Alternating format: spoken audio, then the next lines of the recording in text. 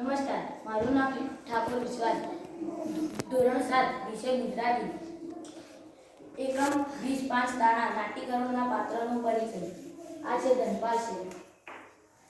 આ છે ધનપાલ શેઠના 4 દીકરા. આ છે ધનપાલ શેઠની 4 વહુઓ. સૌથી મોટો દીકરો, બીજા નંબરનો દીકરો, ત્રીજા નંબરનો દીકરો અને સૌથી નાનો દીકરો. સૌથી મોટી વહુ, બીજા નંબરની વહુ, ત્રીજા નંબરની વહુ અને સૌથી નાની વહુ. ધનપાલ શેઠનું નામ દૂર દૂર સુધી જાણીતું હતું. ધનપાલ શેઠનું નામ દૂર દૂર સુધી જાણીતું હતું. દૂર દિશાઓ સાથે એમનો વેપાર ચાલતો હતો. ઘરના આંગણે લક્ષ્મીની છોડો ઉતરતી હતી. ઘરમાં ખરચમાં ઉઠીને કેટલું ઘર હતું. આમ છતાં શેઠ ગણતરીવાળા હતા. તે સમજતા હતા કે ઘરની રાણી આવડતવાળો ન હોય તો અઢળક ધન પણ તૂટી જાય.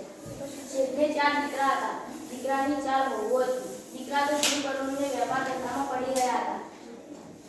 તેમની હોશિયારી અને સમજદારીથી શેઠને સંતોષ હતો.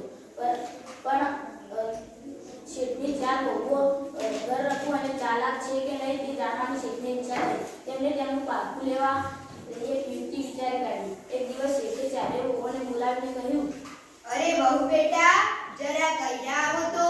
જી બાપુજી.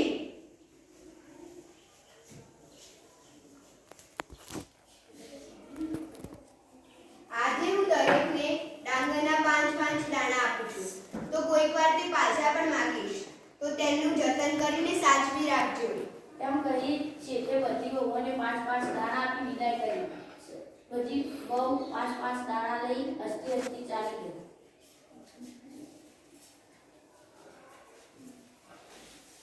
મોટી વહુ જરાક ઈચ્છાશ્રી અને છીછરી બુદ્ધિની હતી. એને થયું, આ ઢોસાઈ કેવા ઝીણા ઝીણા છે, આપીને ડાંગરના 5 દાણા. એમ કહી એને દાણા બારી બહાર ફેંકી દીધા અને નિરાંતે સૂઈ ગઈ. આ બીજી વહુ લાગણીવાળી પણ લહેરી હતી. એને થયું, આ સસરાએ 5 દાણા આપ્યા છે, પરંતુ કંઈક સમજી વિચારીને આપ્યા છે. તેનો આ તે પ્રસાદી ગણાય. તેને ખરાબ સમજીને ફેંકી ન દેવાય. એક કામ કરું, હારા દાણા ખાઈ જાઉં. જ્યારે સાસરાજી માંગશે ત્યારે હું તેમને કોઠીમાંથી 5 દાણા આપતા શી વાર લાગવાની. એમ કહીએ દાણા ખોલી કણ ખાઈ ગઈ. એ સસરાજીની વાતનો મર્મ સમજી શકી નહીં. ત્રીજા દીકરાની વહુ જરાક ઝીણા સ્વભાવની હતી. એને વિચાર્યું, સસરાજીએ 5 દાણા આપ્યા છે, તાપડીમાં મૂકીને સાચવી રાખો અને માગશે ત્યારે આપી દઈશ. એમાં મોટી વાત શું છે? એમ કહી એને દાણા દાબડીમાં મૂકી સંઘરી કાઢ્યા.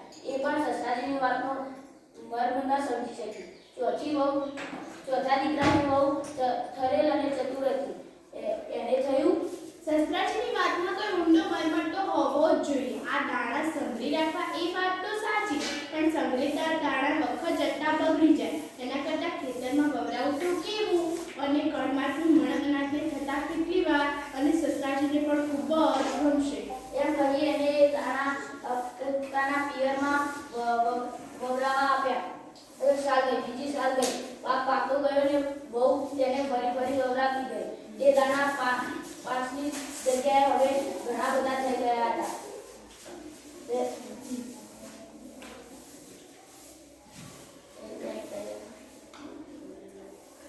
પેલી 3 મોટી વહુ તો એ વાત ભૂલી પણ ગઈ હતી, પરંતુ નાની વહુ ને એ વાત હર હંમેશ યાદ રહેતી.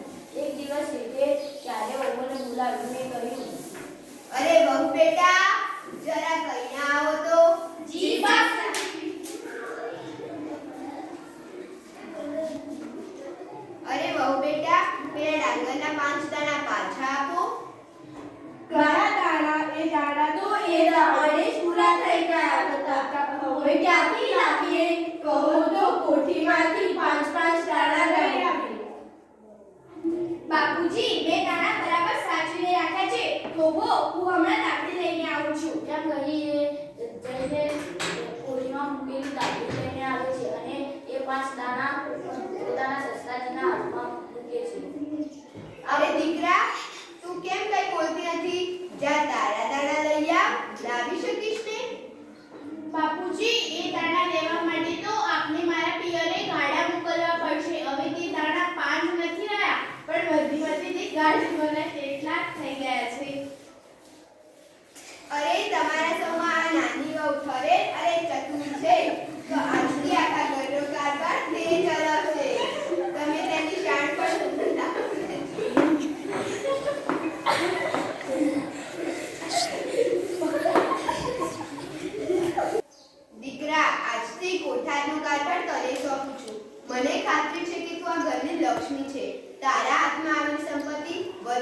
જશે.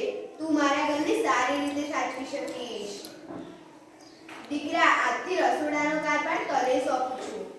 બેટા, આજથી નોકર ચાકર ઉપર દેખરેખ તારે રાખવાની.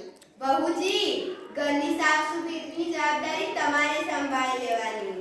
સૌ પોતપોતાની સૂઝ પ્રમાણે અને સ્વભાવ પ્રમાણે ઘરનું કામ વહેંચીને કરશું તો ઘરની શોભા રહેશે અને બધા સુખી થશું. ઘરની રાણી